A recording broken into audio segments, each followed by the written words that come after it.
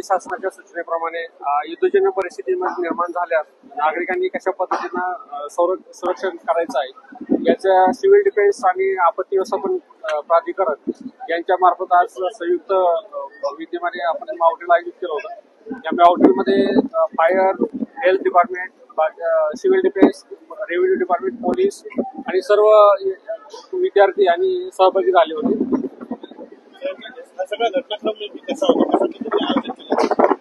हा युद्धजन्य परिस्थितीमध्ये जर हल्ला झाला आणि बॉम्बार्डिंग जर झाली तर त्यामध्ये कशा पद्धतीने जीव वाचवायचा आणि कशा पद्धतीनं नागरिकांचं संरक्षण करायचं या पद्धतीचं माउंटेन होतं। आज या ठिकाणी उरण तालुक्यामध्ये 4 वाजता युद्धजन्य परिस्थितीमध्ये कशा पद्धतीनं यंत्रणांनी काम करायचं आहे या संदर्भातलं हे मॉकड्रिल आम्ही आयोजित केलेलं होतं।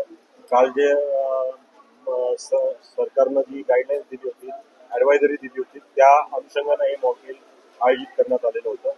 उरण तालुक्यामध्ये 4 वाजता साधारणतः सायरन वाजवले गेले आणि एका शाळेमध्ये बॉम्बचा वर्षाव झालेला आहे आणि मुलं अडकून पडलेली आहे अशा स्वरूपाचं एक प्रतिकात्मक चित्र या ठिकाणी उभं करण्यात आलेलं होतं आणि या ठिकाणी बंबार्डिंग झाल्यानंतर प्रत्येक यंत्रणांना या संदर्भातला मेसेज देऊन त्यांची त्या ठिकाणी येण्याचा कालावधी म्हणजे ज्याला आपण रिस्पॉन्स टाइम म्हणतो तो रिस्पॉन्स टाइम किती आहे, त्याच्यामध्ये आपण रेस्क्यू करायचा कालावधी कसा आहे हा सगळं चेक केलेला आहे।